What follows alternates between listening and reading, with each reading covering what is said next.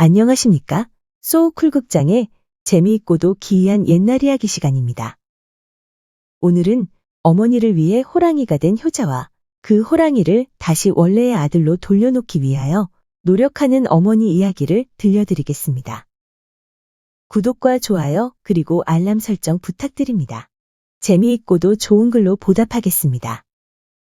옛날 전라도하고도 완주 땅 운장산 기슭에 효성이 지극한 김만수란 사람이 있었다. 만수는 낮이면 들에 가서 일하고 밤이면 호롱불 밑에서 새끼를 꼬거나 책을 읽었으며 늙은 홀어머니를 봉양하면서 착하고 어진 아내와 어린 두 남매를 데리고 알콩달콩 단란하게 살았다. 둘러보면 세상 어느 집이나 남모르는 걱정 한 가지씩은 있는 법인데 만수의 걱정은 뜻밖에도 고기였다. 어머니가 유난히 고기를 좋아해서 그것도 육고기를 밥상에 고기가 없으면 수저를 들려고 하지도 않았다.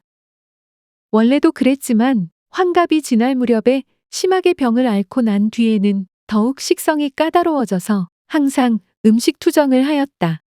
장이 매일 서는 것도 아니고 장까지 거리가 가까운 것도 아닌데다 무엇보다 가난한 농사꾼 처지라 돈이 없었다. 그러니 가난한 살림에 그것도 두매산골에서 매일 고기를 구해다 어머니를 봉양하는 것은 참으로 어려웠다. 남달리 효성이 지극한 만수는 밤잠을 이루지 못한 채 늘 고기를 구할 여러 가지 궁리를 했다. 하지만 뾰족한 수가 없었다. 그러던 어느 날 추줄산에 있는 사찰 위봉사에 도력이 아주 높은 노스님이 새로 주지로 왔다는 이야기를 들었다. 만수는 무릎을 탁 쳤다. 도가 높다 하니 그 스님에게 부탁하면 좋은 방법을 알려주겠구나. 다음 날 서둘러 새벽밥을 먹고는 위봉사를 향해 만수는 떠났다. 새벽에 집을 떠났는데 굽이굽이 고갯길을 넘어서 위봉사까지 가는 데에는 거의 한나절이나 걸렸다. 위봉사에 도착한 만수는 노스님을 친견하고는 자기의 어려운 사정을 이야기했다. 늙으신 홀어머니가 집에 계신데 육고기를 많이 좋아하십니다. 몸이 아주 허약하십니다. 앞으로 살 날이 그렇게 많지 않은데 가능하다면 어머님의 소원을 들어드리고 싶습니다. 그런데 사정이 여의치 못합니다. 어떻게 좋은 방법이 없겠습니까? 만수의 이야기를 듣고 한동안 묵묵히 앉아있던 스님은 한참 생각하더니 두루마리 하나를 주었다. 사용하는 방법까지 자세히 알려주고 나서는 덧붙였다. 시주님 생각은 잘 알겠소이다. 그 소원을 들어주고 싶군요. 하지만 생각지도 않은 우여곡절이 많이 생길 수도 있습니다. 감당할 수 있겠습니까? 예, 감당할 수 있습니다. 어머님께 끼니 때마다 고기만 드릴 수 있다면 제 목숨이라도 내놓을 수 있습니다. 노스님이 마지막 말을 반복했다. 목숨까지 내놓겠다. 알겠습니다. 그렇지만 그렇게 쉽지는 않을 겁니다. 수십 번 스님께 감사하다는 인사를 하고 집에 돌아오면서 만수는 기뻐서 둥실둥실 춤이라도 추고 싶었다. 이제 어머니에게 고기를 얼마든지 잡수시게 할 수 있다는 생각에 만수의 걸음걸이가 날아갈 듯이 가벼워졌다. 집에 돌아온 그는 밤이 되기만 기다렸다. 삼경이 넘어 가족들이 모두 깊이 잠든 것을 확인하고 마당으로 나왔다. 과연 내가 호랑이로 둔갑할 수 있을까? 떨리는 가슴을 억제하며 끝까지 주문을 외운 다음 두루마리를 처마 속에 숨겨두고는 스님이 일러준 대로 처마 밑을 탁탁 2번 쳤는데 순간 만수는 사나운 호랑이로 변했다.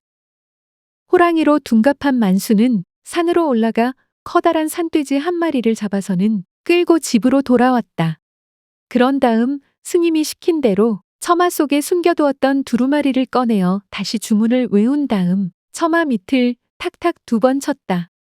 그러자 둔갑한 호랑이에서 본래의 만수로 되돌아왔다. 이튿날 아침 송아지만한 산돼지를 발견한 아내가 깜짝 놀라 그를 깨웠다. 만수는 산돼지를 보고 무척 놀라는 척했다. 만수의 처는 산돼지가 자기 집 마당에 와서 죽어 있는 것을 보고 이상하게 생각했다. 하지만 그 생각은 잠깐이었고 그녀 역시 시어머님이 지나치게 고기를 즐기시는 것 때문에 골머리를 앓던 참이라. 모처럼 생긴 산돼지가 정말 고맙고 기특하고 대견했다. 그녀는 자기네 사정을 알아차린 운장산 산신령이 주신 것으로 생각하고는 산봉우리 쪽을 보고 고맙다고 고개 숙여 합장했다.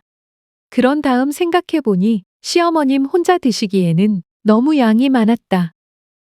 게다가 많은 고기가 생겼는데 모른 척하고 입을 싹 하고 닦는 것은 이웃 간의 도리가 아니었다. 그래서 동네 사람들을 불러 잔치를 벌였는데 모두 입을 모아 만수와 만수처를 칭송했다. 만수 모친 고기 좋아하시는 걸 잘 아는 산신령이 만수네외 얼굴을 보고는 보낸 것이 틀림없다. 며칠 동안 실컷 고기를 드신 만수 어머니의 입이 귀 밑까지 찢어진 것은 말할 것도 없었다. 얼마 후 고기가 떨어지자 만수는 다시 호랑이로 둔갑해서 짐승을 잡아왔다. 여러 차례 만수네 집 마당에서만 짐승들이 죽어있는 일이 유독 벌어지자 동네 사람들이 이상하게 생각하기 시작했다. 온장산 산신령이 만수 어머니만 위한 산신령도 아니고 온장산 짐승들이 단체로 만수 어머니를 위하여 몸으로 보시하는 것도 아닐 텐데 꼭 그 집에 가서 짐승이 죽을 이유가 없었다. 사람들은 이건 필시 무슨 야로가 있다 하고 의심했는데 이 점은 만수의 아내도 예외가 아니었다. 고기가 떨어질 즈음이 되었을 때 그녀는 남편의 거동을 주의 깊게 살폈다. 밤이 깊어지자 만수는 아내가 잠들었는지 보려고 어깨를 잡고는 살살 흔들었다. 깊이 잠든 척하고 그녀가 반응하지 않자 가족이 다 잠들었다고 생각했는지 마당으로 만수가 나갔다. 그러더니 무슨 주문을 외우는 것처럼 보였는데 순간 호랑이로 둔갑하더니 쏜살같이 산으로 날아 올라갔다. 남편의 거동을 살펴보다가 부인은 깜짝 놀랐다. 호랑이로 둔갑하는 사람을 남편으로 믿고 살다니. 부인은 호랑이로 변하는 남편을 보고 와들와들 떨며 어쩔 줄 몰라 했다. 순간 그녀는 발작하듯 일어나더니 남편이 처마 속에 숨겨두고 간 두루마리를 꺼내서는 아궁이에 넣어버렸다. 원수 같은 이놈의 두루마리. 짐승을 잡아서 돌아온 호랑이가 처마 속에 숨겨둔 두루마리를 찾았지만 아무리 찾아도 찾을 수가 없었다. 처마 속을 뒤지고 있는 호랑이를 본 아내는 뒤늦게 후회하며 손짓으로 두루마리를 불에 태워버렸다는 신용을 했다. 호랑이는 펄펄 뛰다가 하지만 아내를 어떻게 해치겠는가. 날이 밝아오자 눈물을 흘리며 산으로 올라갔다. 울면서 후회해도 소용없는 일이었다. 시어머니도 며느리에게 그 사연을 듣고는 대성통곡하였다. 자신의 못된 식성 때문에 외아들을 되돌아오지 못할 길로 보냈다며 그날부터 고기를 입에 대지 않고 피눈물을 흘렸다. 그러나 고부간에 아무리 울고 대성통곡을 해도 산으로 간 아들은 돌아오지 않았다. 다 부질없고 소용없는 일인 것처럼 보였다. 그러던 어느 날 위봉사에서 어떤 노스님이 와서는 만수의 모친을 찾았다. 그런 다음 무언가 깊은 이야기를 나누고 돌아갔다. 만수의 모친은 며칠 주변을 정리하더니 위봉사로 갔다.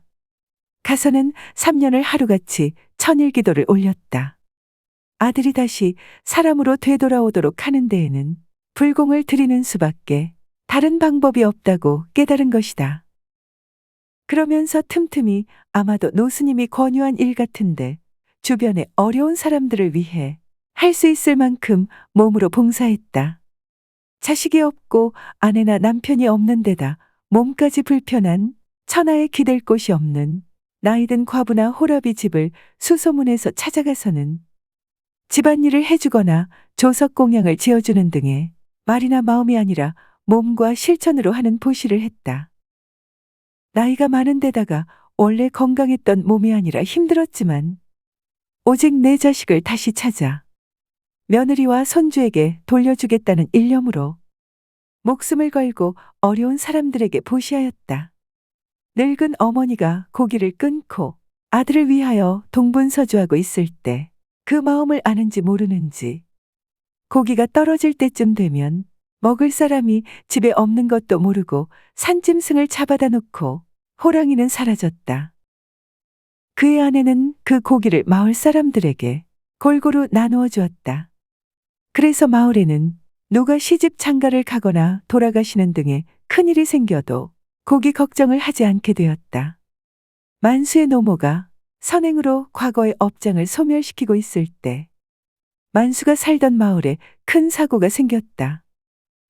마을 사람들이 가을산에 송이버섯을 캐러 갔다가 갑자기 때 아닌 큰 비를 만나 동굴 속으로 몸을 피했다.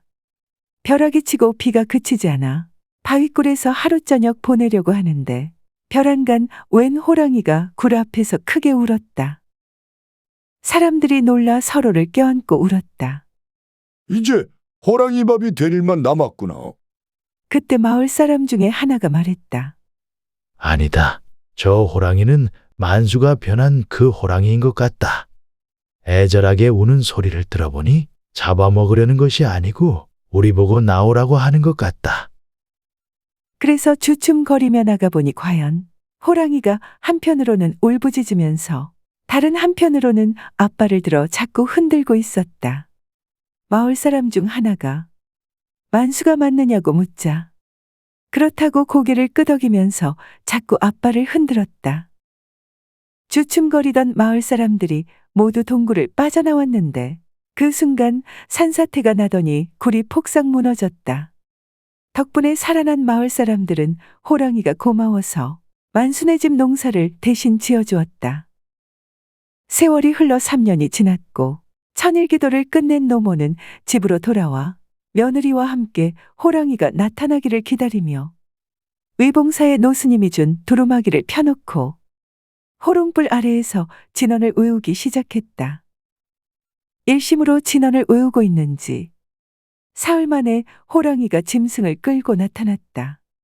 무서웠지만 스님이 가르쳐준 대로 계속 진언을 외웠다. 순간 호랑이는 간 곳이 없었고 그 자리에는 만수가 서 있었다. 이 소식을 듣고 달려온 동네 사람들은 큰 잔치를 벌이고 함께 기뻐했다.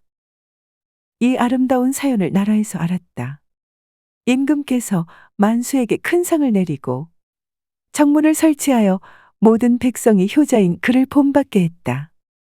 어머니는 부처님께 약속한 대로 평생 고기를 멀리했으며 위봉사에서의 선행으로 업장을 다 소멸한 덕분에 100세까지 장수했다.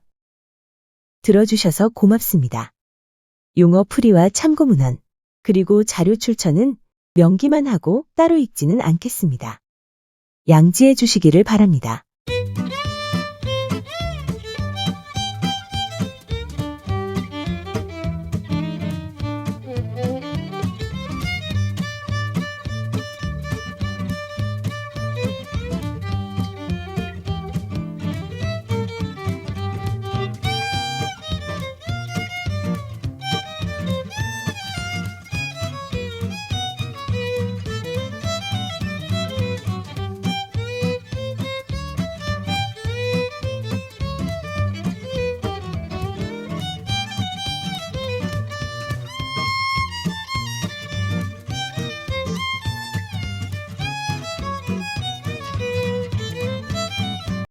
소우쿨 극장은 일주일에 2번, 매주 화요일과 토요일, 오전 11시 전후에 이야기 올리는 것을 원칙으로 합니다.